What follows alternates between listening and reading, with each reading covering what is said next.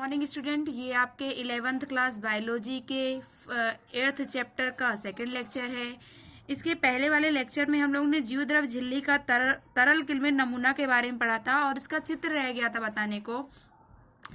तो ये है ये आपकी प्रोटीन की लेयर है। इसमें दो प्रकार की प्रोटीन मैंने बताई थी पाई जाती थी, एक अंतर्वेशी प्रोटीन और एक परिधीय प्रोटीन। तो ये आपकी जो है परिधीय प्रोटीन है जहां पर शर्करा लगे हुए हैं, और ये आपकी जो है अंतर्वेशी प्रोटीन, ठीक है ना। अंतर्वेशी प्रोटीन दो प्रकार की थी, एक पूरी तरीके से धसी थी और एक आंशिक रूप से धसी हुई थी। और यहाँ पर जो आपको येलो वाला बिंदु दिख रहा है वो आपका है कोलेस्ट्रॉल, ठीक। ये आपका क्या है, कोलेस्ट्रॉल। ये आपकी परिधीय प्रोटीन। तो ये था आपका जीवद्रव तरल किल्विन नमूना। चलिए अब हम पढ़ेंगे कोशिका भित्ति के बारे में। तो कोशिका भित्ति होती क्या है? कोशिका भित्ति जो होती है वो कवक और पौधों, कोशिका भित्ति जो आपकी होती है वो पौधों में और कवक में पाई जाती है। जीवद्रव झिल्ली के बाहर पाए जाने वाले निर्जीव आवरण को कोशिका भित्ति कहते हैं। जैसे कि ये आपकी कोई कोशिका है, ठीक, और ये कोशिका के चारों तरफ जो बाहरी आवरण पाया जाता है उसको कोशिका भित्ति कहते हैं। कोशिका भित्ति कोशिका को संरचनात्मक तथा सुरक्षात्मक आवरण प्रदान करती है। जैसे आपके कमरे में दीवार होती है वो आपको क्या करती है, सुरक्षा प्रदान करती है, आकार प्रदान करती है। इसी प्रकार से कोशिका भित्ति भी क्या करती है, कोशिका को सुरक्षा प्रदान करती है। कोशिका भित्ति कोशिकाओं को केवल यंत्र हानियों के संक्रमण से रक्षा नहीं करती, बल्कि यह कोशिका के बीच आपसी संपर्क को बनाए रखने में मदद करती है। शैवाल की कोशिका भित्ति सेलुलोज की, गैलेक्टोज की, मैनोज की व खनिज जैसे कैल्शियम कार्बोनेट की बनी होती है, जबकि दूसरे पौधों में यह सेलुलोज व हेमीसेलुलोज की बनी हुई होती है। चलिए अगला देखते हैं जीवद्रव्य झिल्ली। यह लिपिड की बनी होती है। यह कोशिका द्रव्य में अनावश्यक पदार्थ को अंदर प्रवेश नहीं करने देती है। कोशिका द्रव्य क्या होता है? कोशिका में अब देखिए आपकी ये होगी, ये आपकी कोशिका हो गई, तो ये आपकी कोशिका भित्ति हो गई, ठीक। यहीं पर आपकी क्या होती है, कोशिका झिल्ली होती है। कोशिका झिल्ली का कार्य क्या होता है कि अनावश्यक पदार्थ को, इसको जीवद्रव्य झिल्ली भी कहते हैं, इसको प्लाज्मा मेम्ब्रेन भी कहते हैं, ठीक। तो ये क्या करती है, जो आपकी पतली पतली संरचना आप देख रहे हैं, ये अनावश्यक पदार्थ को अंदर आने से रोकती है और जो अनावश्यक पदार्थ होते हैं उसको बाहर जाने देती है, यानी आवश्यक पदार्थ को ही केवल अंदर आने देती है। यह लिपिड की बनी होती है। या कोशिका द्रव्य में अनावश्यक पदार्थ को अंदर प्रवेश नहीं करने देती है। कोशिका द्रव्य, कोशिका में पाए जाने वाले द्रव्य को कोशिका द्रव्य कहते हैं, ठीक। और कोशिका में पाए जाने वाला अंग जैसे अंतःपदवी जालिका हो गया, राइबोसोम हो गया, माइटोकॉन्ड्रिया हो गया, क्लोरोप्लास्ट हो गया, ये सब क्या होते हैं, हमारे कोशिकांग होते हैं। और हर एक कोशिकांग का अलग अलग कार्य होता है। चलिए अब है आपका अंतःपदवी जालिका, एंडोप्लाज्मिक रेटिकुलम। यूकैरियोटिक कोशिका में कोशिका द्रव्य में चपटे आपस में जुड़े हुए, देखिए आपकी ये यहाँ पे आपका केंद्रक होता है कोशिका में, और केंद्रक के चारों ओर ऐसे नलिकावत कई सारी संरचनाएं लगी रहती हैं, जिसको हम बोलते हैं एंडोप्लाज्मिक रेटिकुलम। इसको हम बोलते हैं ईपीआर भी बोलते हैं, या फिर अंतःपदवी जालिका। एंडोप्लाज्मिक रेटिकुलम बच्चों दो प्रकार के होते हैं। जो आपकी नलिका युक्त संरचना होती है, एंडोप्लाज्मिक जो रेटिकुलम होते हैं दो प्रकार के होते हैं। एक आपकी होती है चिकनी अंतःपदवी जालिका और दूसरी आपकी होती है खुरदुरी अंतःपदवी जालिका। एक होती है चिकनी अंतःपदवी जालिका और दूसरी आपकी होती है खुरदुरी अंतःपदवी जालिका। तो जो चिकनी अंतःपदवी जालिका होती है, ये अंतःपदवी जालिका हो गई।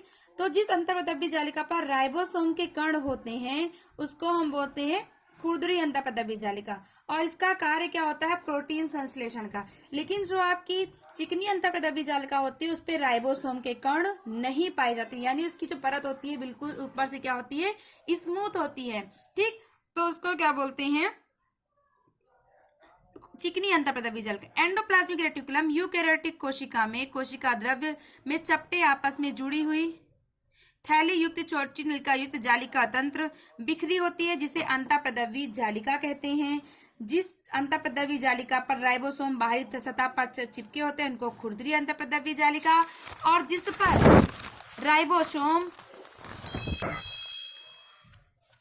पर राइबोसोम नहीं उपस्थित होते हैं उसको हम चिकनी अंतःप्रद्रवी जालिका कहते हैं। अब आइए आपका है अगला कोशिकांग गोल्जी का है। अगला कोशिकांग है आपका गोल्जी का है। कैमिलो गोल्जी ने सन 1898 में इसे पहली बार देखा और केंद्रक के धानी रंजित जालिका बंद संरचना तंत्रिका कोशिका में देखा। उनके नाम पर इस कोशिकांग को गोल्जी काय कहा गया। कैमिलो गोल्जी ने 1898 में इसे देखा और कैमिलो गोल्जी के आधार पर इनका नाम गोल्जी काय पड़ा। यह बहुत सारी चपटी, ये केंद्रक में बहुत सारी चपटी डिस्क के आकार की, ऐसे डिस्क के आकार की चिपटी हुई क्या होती है, संरचना होती है। ठीक, यह कुंड से मिलकर बनी होती है, जिसका व्यास, जिसकी मोटाई लगभग 0.5 माइक्रोमीटर से 1.0 माइक्रोमीटर होता है। गोल्जी काय का मुख्य कार्य द्रव्य को अंतरकोशिकीय लक्ष्य तक पहुंचाना होता है, फिर कोशिका के बाहर उसका श्रवण करना होता है। ठीक, कोशिका के बाहर उसका श्रवण करना होता है। गोल्जी काय का बच्चों और भी काम होता है। गोल्जी काय में कुंडों की संख्या अलग अलग होती है और गोल्जी कुंड केंद्रक के पास संकेंद्रित क्या होते हैं, व्यवस्थित होते हैं। गोल्जी काय का मुख्य कार्य होता है समवेष्टित अंतर कोशिका लक्ष्य तक पहुंचना और कोशिका के बाहर श्रवण करना। गोल्जी संवेदित द्रव्य अंतःप्रद्रवी जालिका से पुटिका के रूप में गोल्जी काय के शीर्ष सिरे से संगठित होकर परिपक्व सतह की ओर गति करते हैं। ठीक, अगला है आपका रसधानी वैक्यूल। कोशिका द्रव्य में झिल्ली द्वारा घिरी जगह को हम रसधानी कहते हैं। ये आपका रसधानी है। ये मान लीजिए आपकी कोशिका है।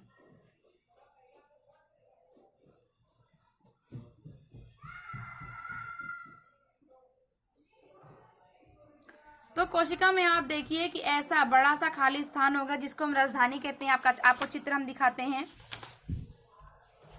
ये देखिए, ये आपका क्या है, रसधानी। ये वाला भाग पूरी कोशिका में आपका क्या है, रसधानी। ठीक, ये आपका रसधानी है। ये यहाँ पर लिखा है रसधानी। चलिए, रसधानी क्या होता है देख लेते हैं। कोशिका द्रव्य में झिल्ली द्वारा घिरी जगहों को रसधानी कहते हैं। इसमें पानी, रस, उत्सर्जित पदार्थ व अन्य पदार्थ जो कोशिका के लिए उपयोगी ना हो इसमें मिलती है और रसधानी एक झिल्ली से आवृत होती है जिसे टोनोप्लास्ट रसधानी होती है। इसके ऊपर एक विशेष प्रकार की, ये आपकी रसधानी है, इसके ऊपर एक विशेष प्रकार की झिल्ली होती है जिसको हम बोलते हैं टोनोप्लास्ट। इसको बोलते हैं टोनोप्लास्ट। कोशिका में यह 90% स्थान तक होता है। ठीक है, नेक्स्ट है आपका लाइसोसोम। लाइसोसोम चलिए देख लेते हैं।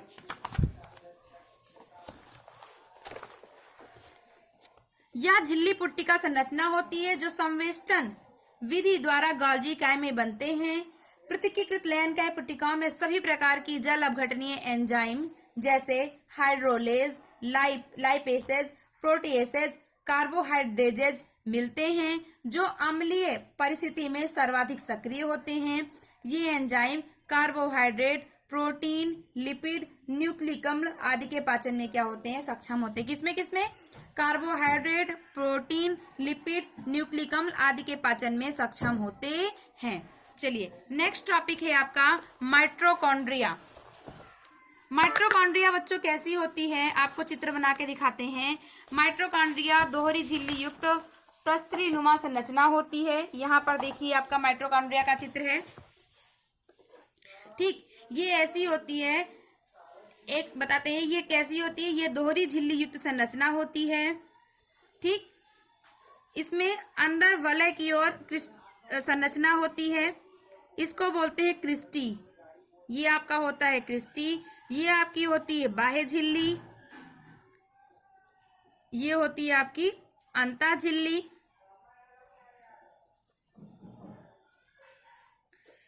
इसको ये जो भाग है, ये वाला भाग जो है आपका, इसको बोलते हैं अधात्री। ठीक, इसी किस्ती पर अनेक सारे ऑक्सीसोम्स लगे होते हैं। ऐसे इस बैडमिंटन के आकार की संरचना होती है जिसको हम बोलते हैं ऑक्सीसोम या फिर F1 पार्टिकल, या फिर इसको बोलते हैं F1 पार्टिकल। माइट्रोकॉन्ड्रिया का, यानी इसको सूत्रकणिका बोलते हैं। माइट्रोकॉन्ड्रिया का कार्य क्या होता है?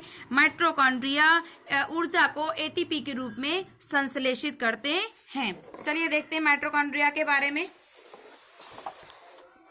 तस्वीर नुमा बेलनाकार आकृति होती है। सूत्रकणिका एक दोहरी झिल्ली युक्त संरचना होती है। इसमें एक बाहरी झिल्ली तथा भीतरी झिल्ली होती है। भीतरी कक्ष में पदार्थ भरा होता है जिसे हम अधात्री कहते हैं। अंता झिल्ली अधात्री की तरह अंतर्वलन करती है। मैंने दिखाया था ना कि ऐसे ये आपका अंतर्वलन कर रही है इस प्रकार से। इसको हम क्या बोलते हैं? क्रिस्टी कहते हैं। क्रिस्टी इसके क्षेत्रफल को बढ़ाती है। इन दोनों झिल्लियों में इनसे संबंधित विशेष एंजाइम मिलते हैं। यह एंजाइम एटीपी सिंथेटेज एंजाइम होते हैं जो कोशिकीय ऊर्जा को एटीपी के रूप में उत्पादित करती हैं। इस कारण सूत्रकणिका को कोशिका का शक्ति गृह कहते हैं। क्यों? क्योंकि ये जो कोशिकीय ऊर्जा होती है उसको एटीपी के रूप में संचित करते हैं। ठीक, सूत्रकणिका के अधात्री में एकल वृत्ताकार डीएनए अणु व कुछ आरएनए व राइबोसोम 70S प्रोटीन संश्लेषण के लिए आवश्यक घटक होते हैं। सूत्रकणिका विखंडन द्वारा विभाजित होता है। चलिए इसके बाद हम नेक्स्ट वीडियो में लवक के बारे में पढ़ेंगे। लवक क्या होता है? ठीक है, थैंक यू।